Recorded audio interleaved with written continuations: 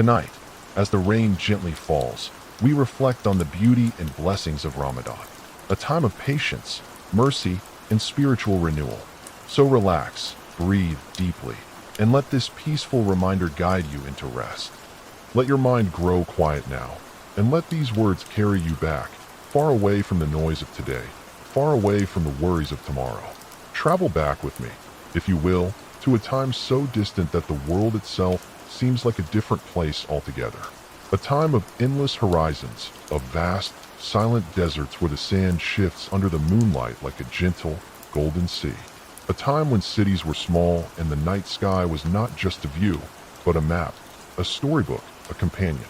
In the heart of this ancient world, nestled among the rocky mountains of a land called Arabia, there was a city named Mecca.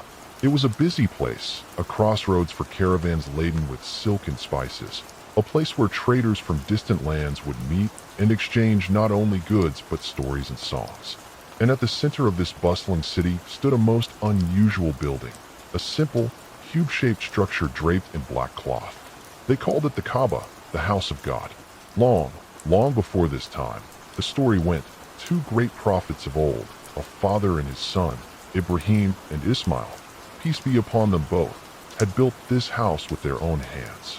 They had raised its walls not for any tribe or king, but for the worship of the one true God, the creator of the heavens and the earth. They had prayed here, in this very spot, a prayer that echoes still through time. Our Lord, make this a land of peace, and provide its people with fruits, and make us submit to your will. But centuries had passed, like layers of dust settling upon an old, forgotten chest. And the people of Mecca had forgotten the pure meaning of that sacred space. They still circled around the Kaaba, for tradition held a powerful grip on their hearts.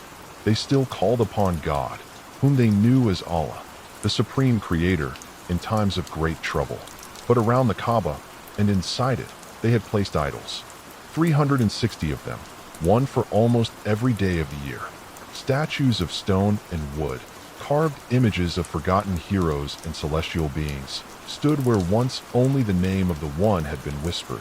The people would touch them, pray to them, ask them for help, believing these lifeless figures could somehow bridge the gap between themselves and the divine. And yet, even in this atmosphere of confusion and forgetting, small fragments of truth survived, like tiny wildflowers pushing through the cracks in a paved courtyard. The Arabs still held certain months to be sacred, months when warfare was forbidden and a pilgrim could travel in safety. Among these sacred months was one called Ramadan. They knew its name, they marked its arrival, but its true purpose, its deepest meaning, had been lost somewhere in the fog of time. It was a name waiting for a story. There were also a few rare individuals scattered throughout the land who were not content with the idols. They were called Hanafa, which means those who turn away, those who seek the truth with a pure heart. They felt a deep, restless longing in their souls. They would look at the stars at night, or watch the sunrise paint the desert in hues of gold and rose, and they would feel a presence, a power, a beauty that could never be captured in a statue carved by human hands. They knew, with an unshakable certainty, that the world had drifted far from its true origin.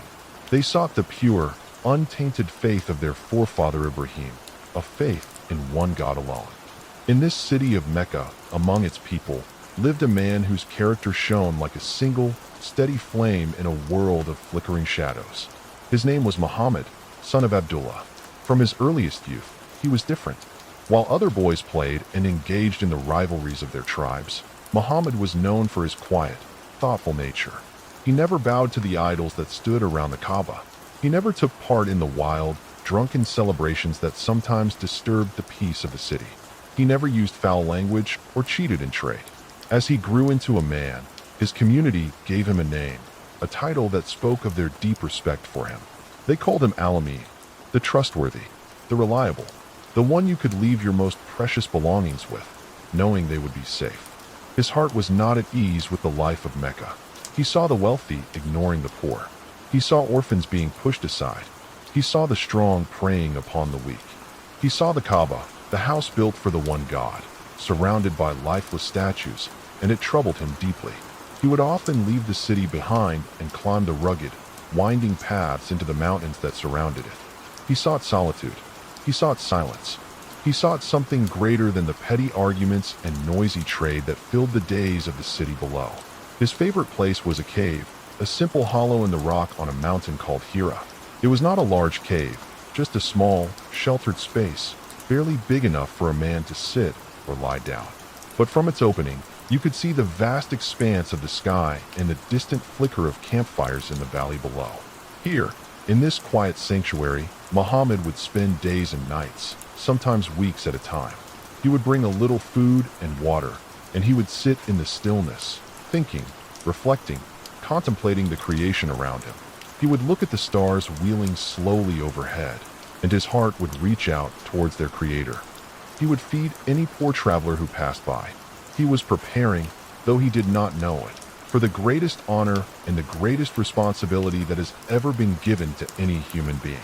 And it was in this cave, during one of his retreats, that something happened that would shatter the silence of the world forever. The month was Ramadan. The night was quiet, so quiet you could almost hear the beating of your own heart.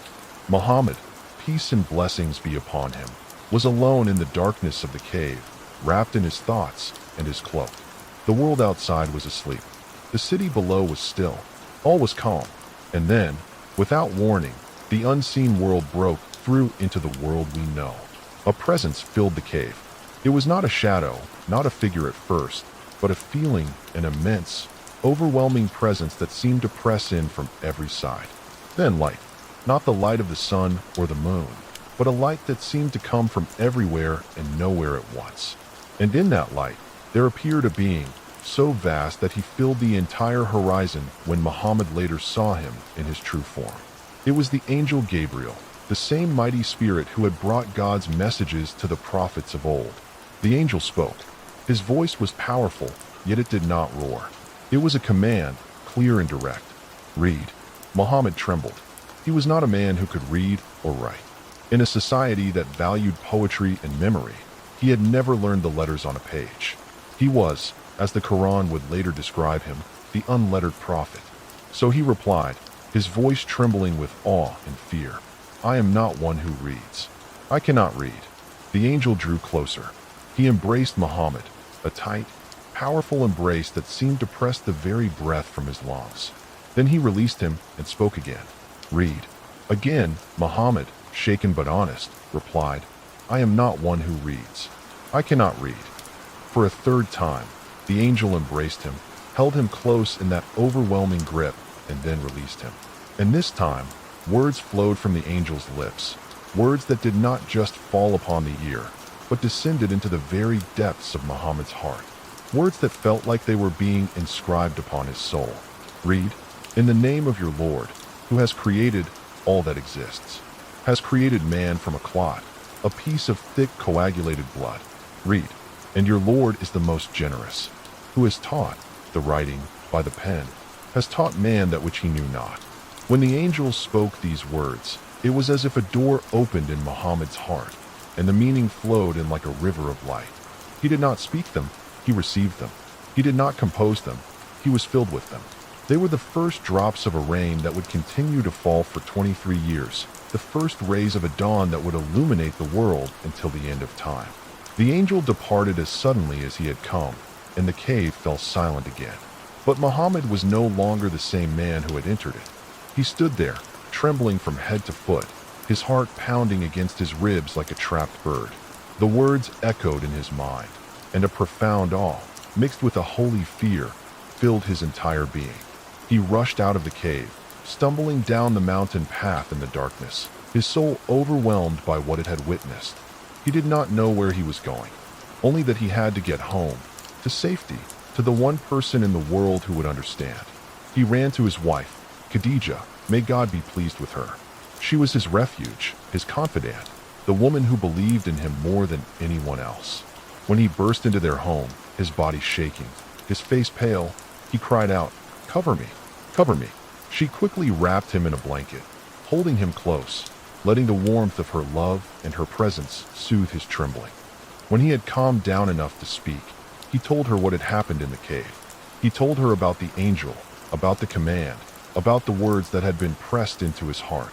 He was terrified, not for himself, but that he might be losing his mind, or that something evil had come to him. But Khadijah, the daughter of wisdom and nobility, listened with complete trust. She looked at this man she had known for years, the man whose character was without flaw, the man everyone in Mecca called Al-Amin, the trustworthy. And she knew, with the certainty of a woman's deep intuition, that what had happened to him was not from evil, but from the highest good. She spoke to him then, words that must have been like balm to his wounded soul. She said, "No, by God, God will never disgrace you. You keep good relations with your kin, you bear the burden of the weak, you help the poor and the needy, you entertain the guests, and you help those who are afflicted by calamity." She listed the beautiful qualities of his character, and she said, in essence, how could God send something evil to a man who is so good?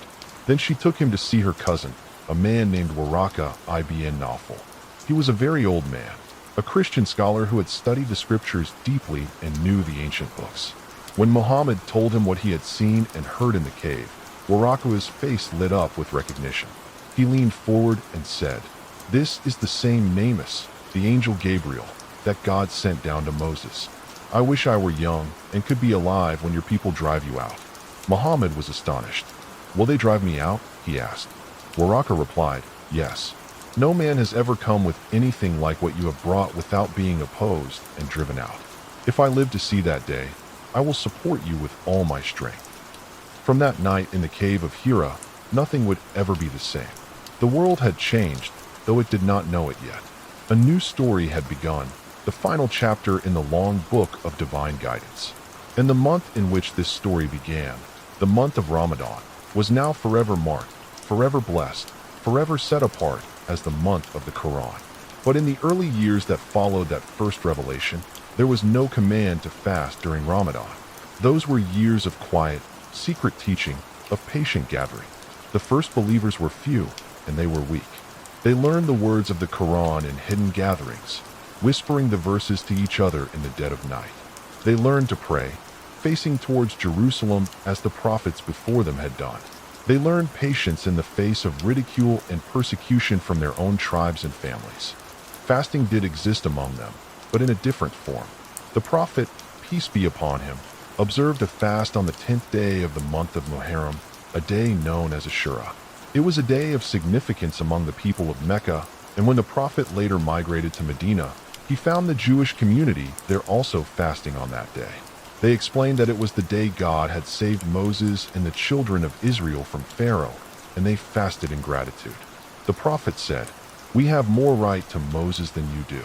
So he fasted that day and instructed the Muslims to fast it as well.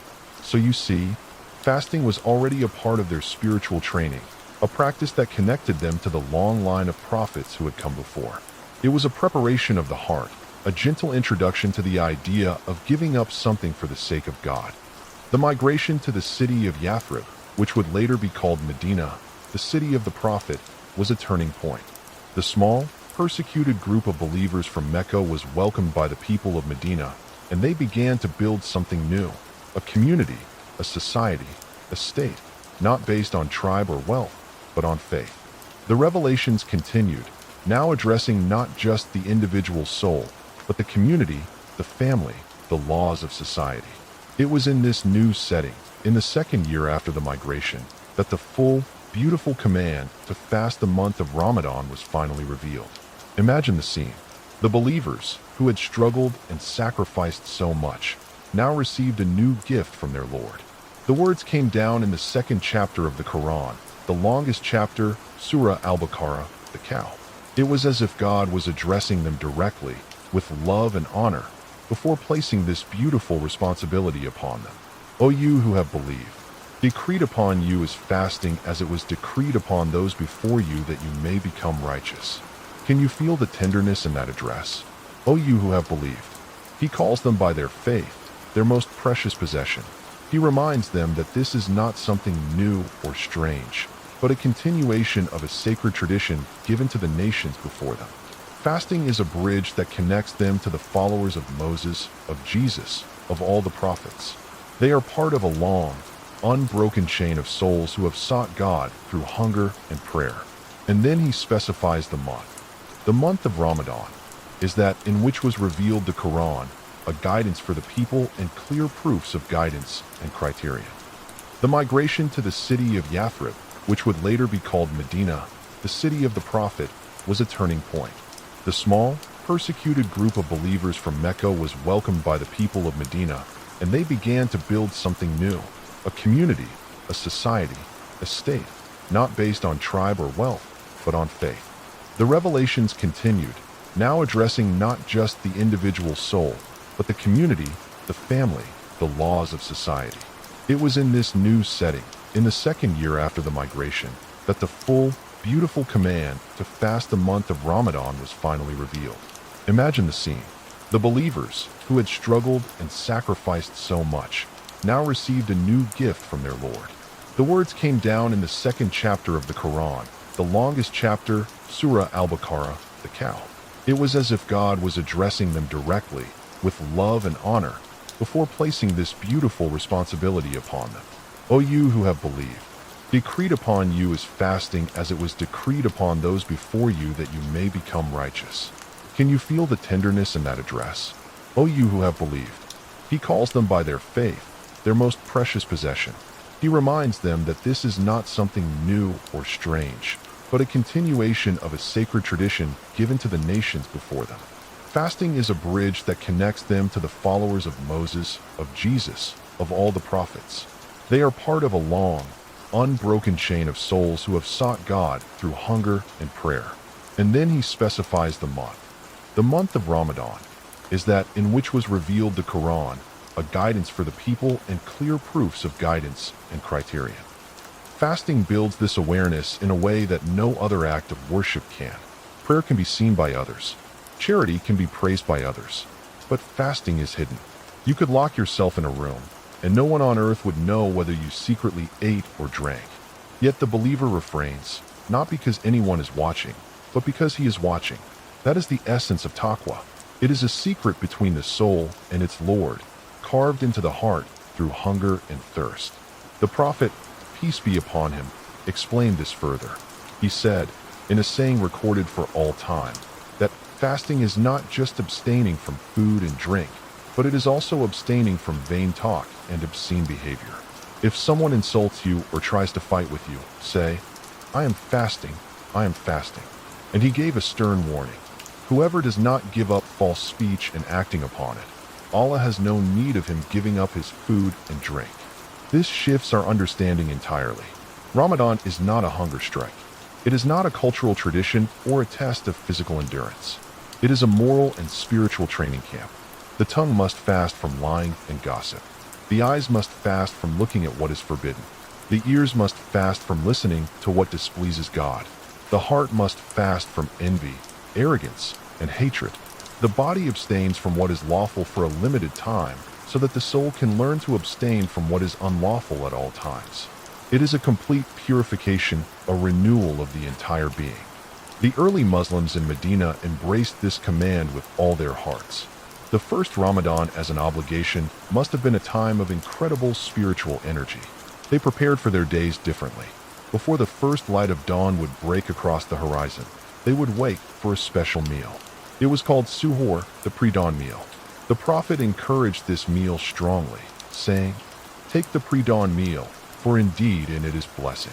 Even if it was only a sip of water, the very act of rising in the quiet darkness, eating with the intention of worship, and preparing for a day of obedience, carried immense spiritual reward. It was a quiet act of devotion that set the tone for the entire day.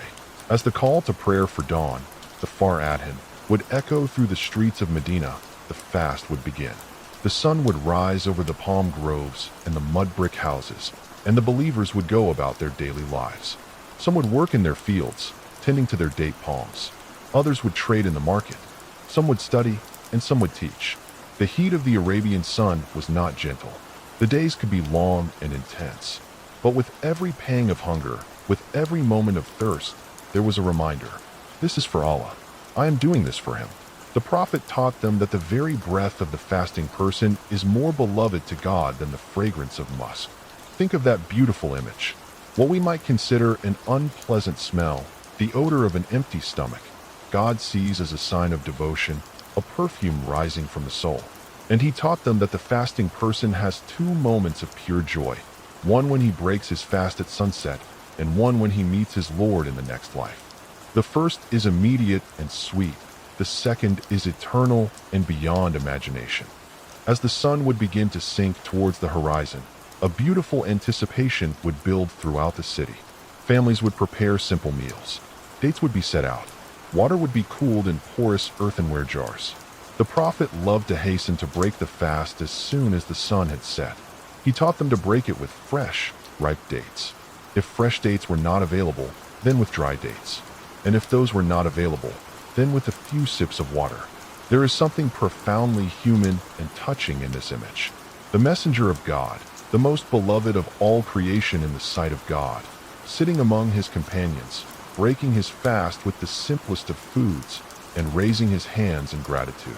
No extravagance, no excess, just pure, simple thankfulness.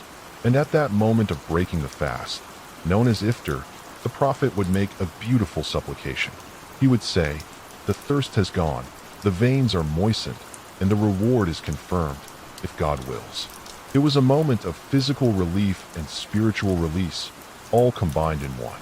But the worship of Ramadan in Medina was not limited to the daylight hours. When night fell, a different kind of energy filled the community. After the obligatory night prayer, the prophet would stand in the mosque and pray for a long time. He would recite the Quran slowly, deliberately, with deep feeling. His recitation was described as measured and clear, not hurried. When he passed by verses that spoke of God's mercy, he would pause and ask God for his mercy. When he passed by verses that spoke of God's punishment, he would pause and seek refuge in God from it. His prayers were long, his bowing was long, his prostration was long.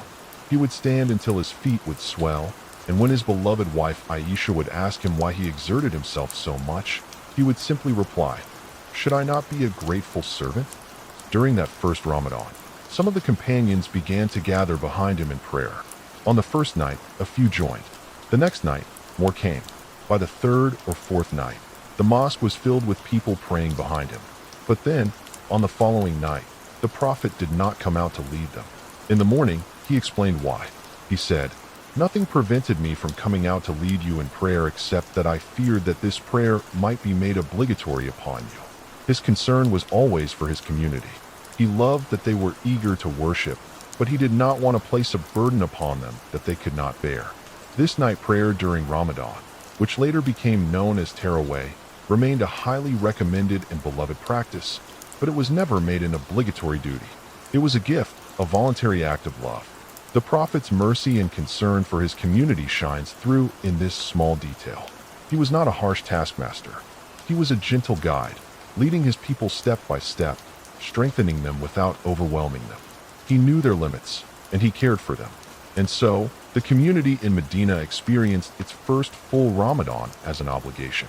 They learned the rhythm of the month, the quiet blessing of suhoor before dawn, the patient endurance of the day, the joyful release of iftar at sunset, and the deep, spiritual refreshment of the night prayers. They learned to feel the hunger of the poor, to understand their struggles in a way that mere words could never teach. They learned to control their tempers, to guard their tongues, to purify their hearts. They learned that the month was not just about giving up food, but about drawing closer to God. This first Ramadan was a time of transformation, not just for individuals, but for the entire community. It wove them together in a shared experience of devotion. They began and ended their fast together. They broke bread together at sunset. They stood shoulder to shoulder in prayer at night. The wealthy felt the hunger of the poor, and the poor felt honored that their daily state had become an act of worship shared by all. A sense of unity, of brotherhood, of compassion was forged in the crucible of the month. And in the midst of that very first Ramadan as an obligation, history itself took a dramatic turn. The young Muslim community in Medina was not living in peace. The powerful tribe of Quraysh in Mecca, who had persecuted and driven them out, still saw them as a threat. They had confiscated their property and were determined to crush this new movement. Tensions had been building for months. Trade routes were threatened. Alliances were shifting. In the second year after the migration, during the month of Ramadan, word reached Medina that a large trade caravan belonging to Quraysh was returning from Syria, laden with wealth. The Prophet saw an opportunity to strike a blow against the economic power of his enemies and to recover some of what the Muslims had lost. He set out with a small force of just over 300 men, intending to intercept the caravan. But they were not prepared for a major battle. They had only 2 horses and a handful of camels. Many of them took turns riding, while others walked. The leader of the caravan, Abu Sufyan, got wind of the Muslim plan and sent a swift messenger to Mecca, warning them of the danger. The message threw Mecca into a frenzy. An army of nearly 1,000 men, well equipped and confident, was quickly assembled and marched north to protect the caravan and teach the Muslims a final lesson. The small Muslim force, unaware that the caravan had escaped by taking a different route, found itself facing an enemy army nearly 3 times its size at a place called Badr, a location with a few wells of water. The situation seemed hopeless. They were outnumbered, outarmed, and many of them were fasting. The heat of the desert sun beat down upon them. Yet, there was no panic, no despair. They had something that their enemies did not have: faith. The Prophet, peace be upon him, turned to his Lord in that moment of extreme need. He stood before his companions and prayed, raising his hands so high that his cloak fell from his shoulders. He pleaded with God, his voice filled with humility and desperation. He said, "O God, if this small band of believers perishes today, you will not be worshipped on this earth." He kept calling upon his Lord, his hands raised, his heart completely surrendered. This was not a moment of weakness. It was the pinnacle of reliance upon God. It was the moment when the servant realizes that all human power and planning are useless, and that only the help of the Almighty can bring victory. And the help came. While the Prophet slept that night under a date palm tree, God sent down a gentle rain that compacted the sandy soil and strengthened the hearts of the believers. And in the morning, the Quran tells us, God sent down angels to fight alongside them. The battle was fierce, but the outcome was a miracle. The small, hungry, outnumbered army of believers defeated the mighty force of Quraysh.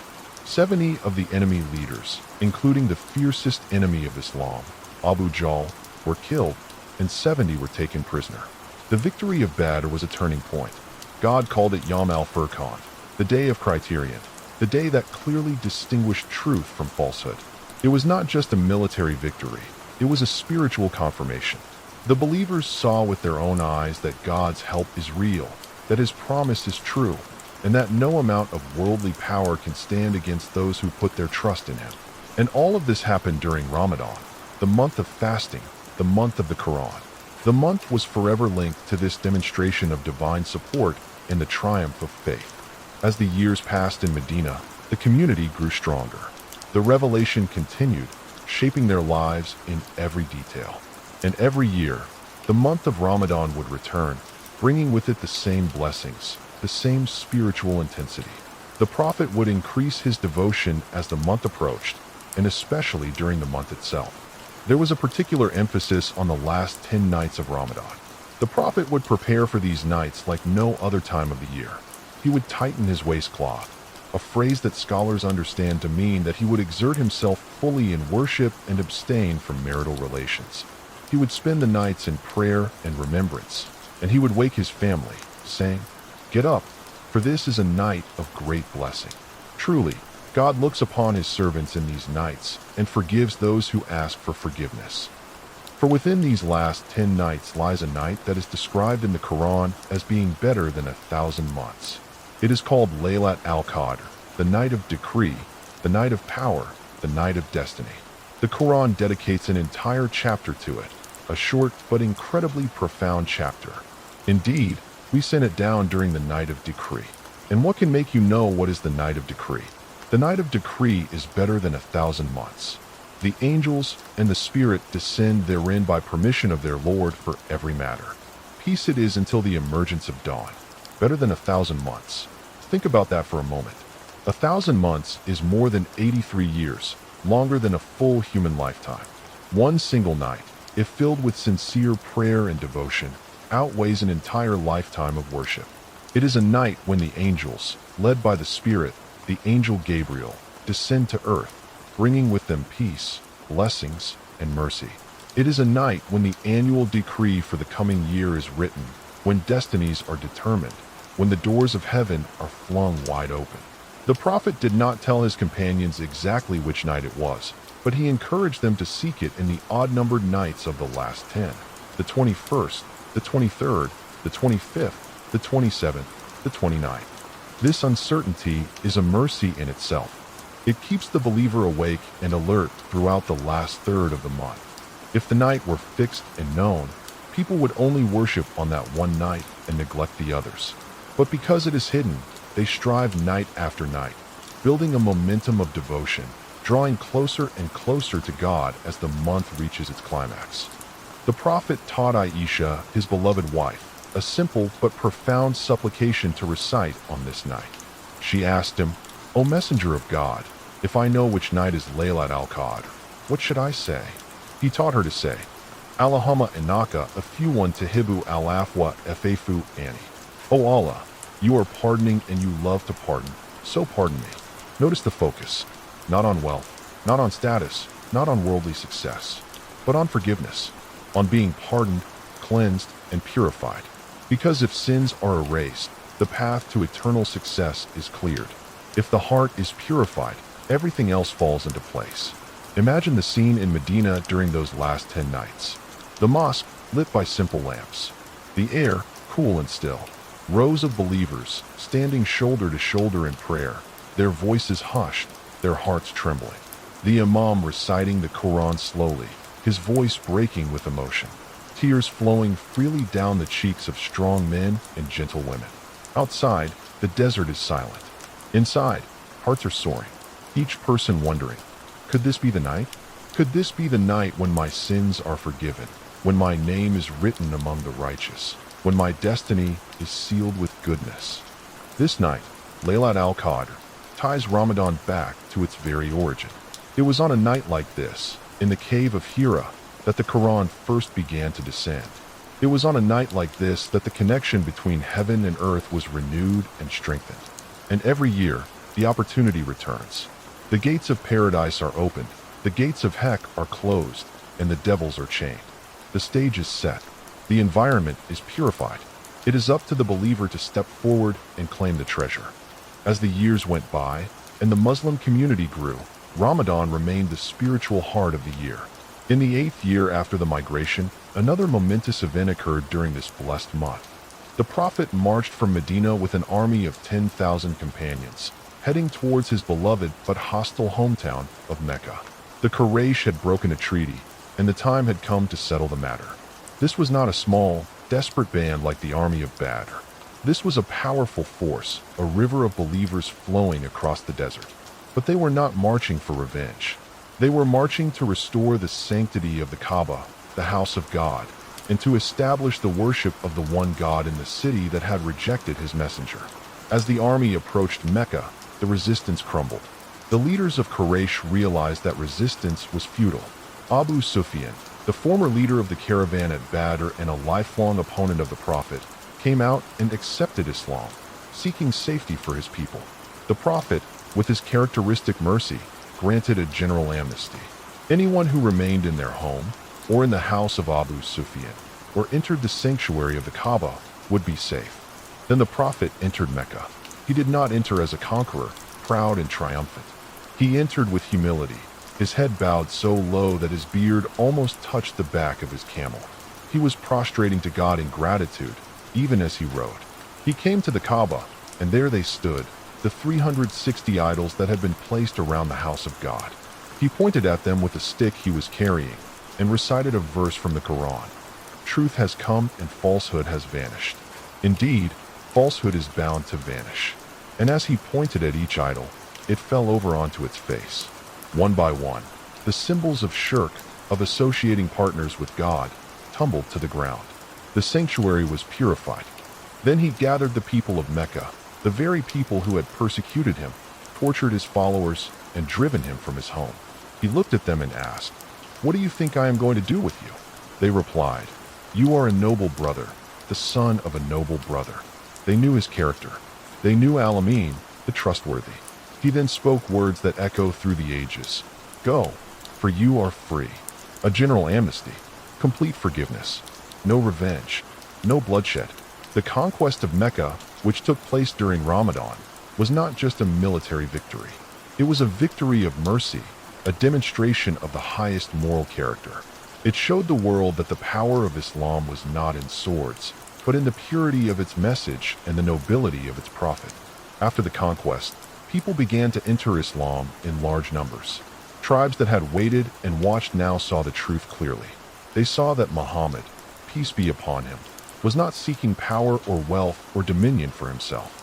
He was seeking to establish the worship of the one God and to build a society based on justice, compassion, and truth. And this great turning point in history happened during Ramadan, the month of fasting, the month of the Quran, the month of mercy. And then came the final Ramadan. In the 10th year after the migration, the Prophet, peace be upon him, knew that his time on earth was drawing to a close. That year, the angel Gabriel came to him as he did every Ramadan to review the Quran. But this time, they reviewed it twice. The Prophet recited the entire Quran to Gabriel, and Gabriel listened. Then Gabriel recited it to the Prophet, and the Prophet listened. This double review was a sign, understood by the more perceptive companions, that the revelation was now complete and that the Prophet's mission was ending. He spent that Ramadan with even more devotion than usual, especially in the last 10 nights. He performed itikaf, secluding himself in the mosque, cutting himself off from all worldly distractions to devote himself entirely to worship. He stood in prayer for long hours. He recited the Quran. He made dua. He sought Laylat al-Qadr with an intensity that touched the hearts of all who saw him. It was as if he was pouring his entire being into this last opportunity to worship his Lord in the month he loved. Earlier that same year, he had performed the farewell pilgrimage, standing before tens of thousands of companions on the plain of Arafat and delivering a sermon that summarized the core of Islam. He reminded them of the sanctity of life and property. He emphasized the rights of women. He told them to treat each other with justice and kindness. He said, I leave behind me two things, the book of God and my sunnah, my way. If you hold fast to them, you will never go astray. And he asked them, have I conveyed the message? The crowd roared back, yes, you have. He raised his finger towards the sky and then pointed to the people, saying, O Allah, bear witness. O Allah, bear witness.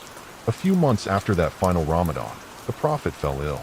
He had a fever that grew stronger over the days.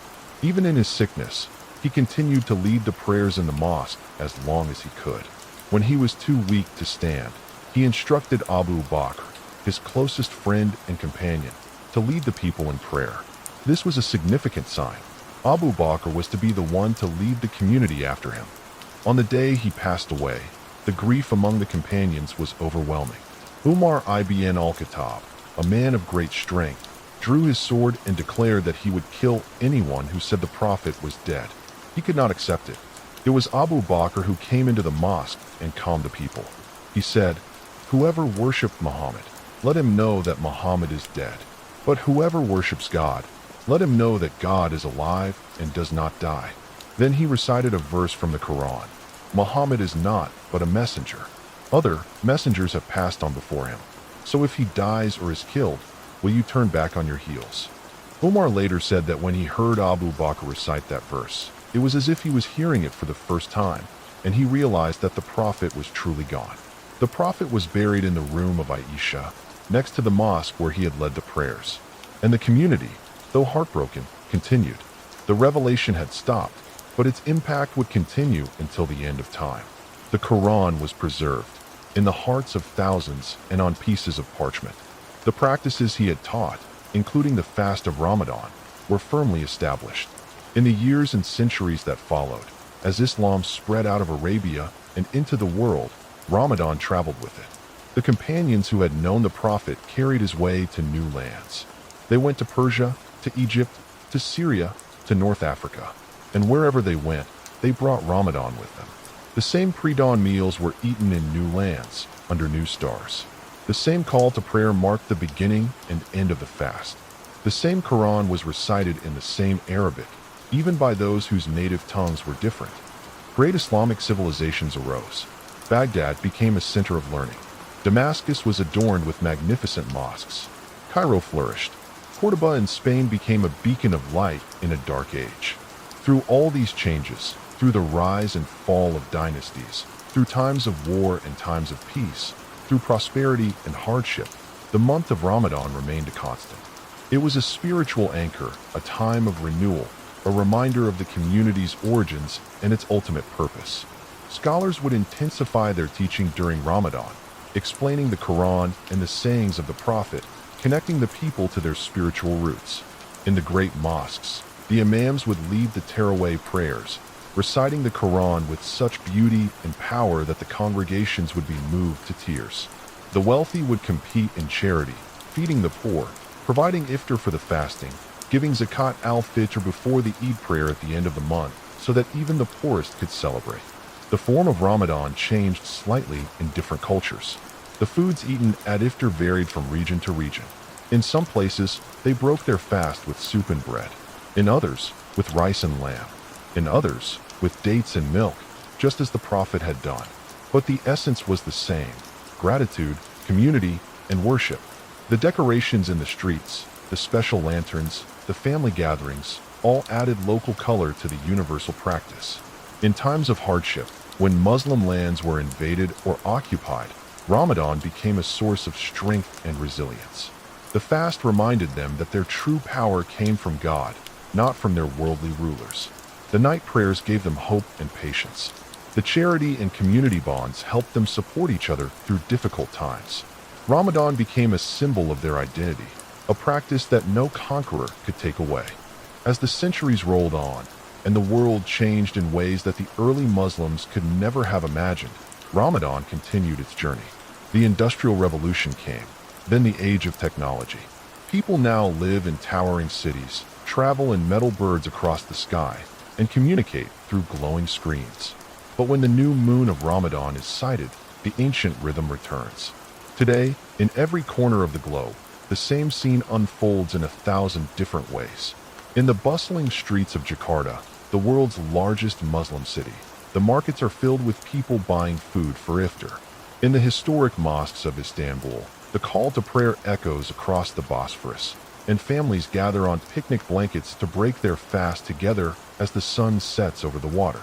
In the refugee camps of Syria and Palestine, where life is hard and resources are scarce, the spirit of Ramadan endures. They share what little they have, and they pray for peace. In the quiet suburbs of America and Europe, where Muslims are often a minority, families wake before dawn in houses surrounded by neighbors who are sleeping. They fast through the long summer days, going to work and school while colleagues and classmates eat lunch beside them. They explain to curious friends why they are not eating or drinking. It is a test of faith and patience, a quiet testimony to their belief. And when the sun finally sets, they gather in mosques and community centers, finding strength and warmth in each other's company. In the holy cities of Mecca and Medina, the heart of the Muslim world, Ramadan is a time of intense spiritual gathering. Millions of pilgrims and visitors from every nation on earth come together. They circle the Kaaba, the same house of God that Ibrahim built and that Muhammad purified. They pray in the Prophet's mosque, under the green dome where he is buried. The sound of the Quran in multiple languages fills the air. People from different races, cultures, and social classes, all wearing simple white garments, stand before God as one. It is a breathtaking vision of unity, a glimpse of what humanity could be. Through all these diverse experiences, the core of Ramadan remains unchanged. It is still the month of the Quran. In homes and mosques around the world, Muslims open the holy book and read. Some complete its recitation once, others several times. They ponder its meanings, seek its guidance, and let its words wash over their hearts. The verses that were first revealed in a cave on a quiet night continue to speak to the human condition, offering light in the darkness, hope in despair, and wisdom for every situation. It is still the month of fasting. Young and old, rich and poor, they all experience the same hunger, the same thirst. It is a powerful equalizer, a reminder of our shared humanity and our dependence on God's provision. The discipline learned during the day carries over into the night, teaching self-control in all aspects of life. It is still the month of night prayer. Mosques are filled with worshippers for the terawih prayers. In many places, the entire Quran is recited over the course of the month, so that by the end, the congregation has heard the whole revelation. The stillness of the night, the beauty of the recitation, the unity of the rows, all of it creates an atmosphere of profound spirituality. It is still the month of charity. Muslims are encouraged to be extra generous during Ramadan. They give zakat, the obligatory charity, and they give additional sadaqah, voluntary charity. They feed the fasting, sponsor iftar meals for the poor, and support causes that help those in need. The hunger they feel during the day opens their hearts to the suffering of others. It is still the month of Laylat al-Qadr. In the last 10 nights, the search intensifies. People pray longer, make more du'a, and seek forgiveness with greater sincerity. They recite the simple supplication the Prophet taught Aisha. O Allah, you are pardoning and you love to pardon, so pardon me. The hope of catching that one special night, of having a lifetime of sins erased, of having one's destiny written in goodness, fills the hearts of believers with a beautiful anticipation. And as the month draws to a close, a bittersweet feeling settles in. There is joy in the anticipation of Eid, the festival that marks the end of Ramadan. Families prepare new clothes, special foods, and gifts. There is a sense of accomplishment and celebration. But there is also sadness. The blessed month is leaving. The guest is departing. The believer wonders, did I make the most of it? Did I use these days and nights well? Will I meet this month again next year? On the last night of Ramadan, the sky is scanned for the new moon of Shawwal, the next month. If it is sighted, the next day is Eid. The takbirat, the praises of God, fill the air. In the morning, Muslims gather in large congregations for the Eid prayer, often in open fields or large halls. They embrace each other, saying, Eid Mubarak, blessed Eid. They give Zakat al-Fitr, a special charity for the poor, ensuring that everyone can join in the celebration. They visit family and friends, share meals, and spread joy. It is a day of gratitude, a day of community, a day of happiness. But the impact of Ramadan is meant to last beyond the month. The goal is taqwa, that God consciousness, that awareness of His presence. The fasting teaches self-control, and that self-control should continue. The Quran teaches guidance, and that guidance should be followed. The charity teaches compassion, and that compassion should be practiced throughout the year. The night prayers teach devotion, and that devotion should be maintained. Ramadan is a training ground, a spiritual boot camp, designed to transform the believer not just for 30 days, but for a lifetime. The story that began in a cave 14 centuries ago is not over. It continues with every believer who wakes before dawn, with every person who feels the pangs of hunger for the sake of God, with every soul who stands in prayer in the stillness of the night, with every hand that gives to the poor, with every heart that seeks Laylat al-Qadr. The cave of Hira was just the beginning.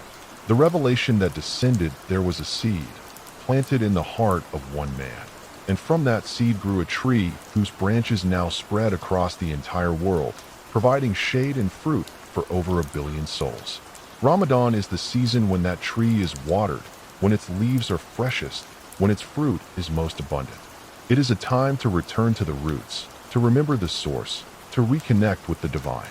It is a month of mercy, a month of forgiveness, a month of freedom from the fire. It is a month that carries within it a night better than 1,000 months.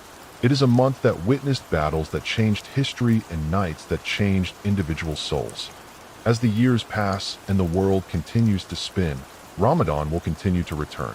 New generations will be born, new challenges will arise, new technologies will emerge. But the crescent moon will still be sighted, and hearts will still stir with the same ancient hope. The fast will still be kept from dawn till dusk. The Quran will still be recited. The night prayers will still be offered. The search for Laylat al-Qadr will still go on. And every year, for the rest of time, the story will be told again.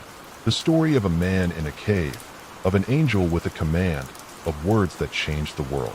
The story of a month that began with a revelation and continues as a mercy. The story of Ramadan. And so, as we come to the end of this long telling, as the night deepens around you and your eyelids grow heavy, let the peace of that story settle upon you. Let the image of that quiet cave, of that faithful man, of those first gentle words be the last thing in your mind. Let the hope of forgiveness, of mercy, of a night better than 1,000 months be a light in your heart. And know that the door back to God, the door that was opened in that cave so long ago, remains open still. It is open for you. It is open for everyone who seeks Him with a sincere heart. Sleep now, wrapped in that gentle thought. Sleep in peace, and may your dreams be touched by the blessings of that blessed month. Good night.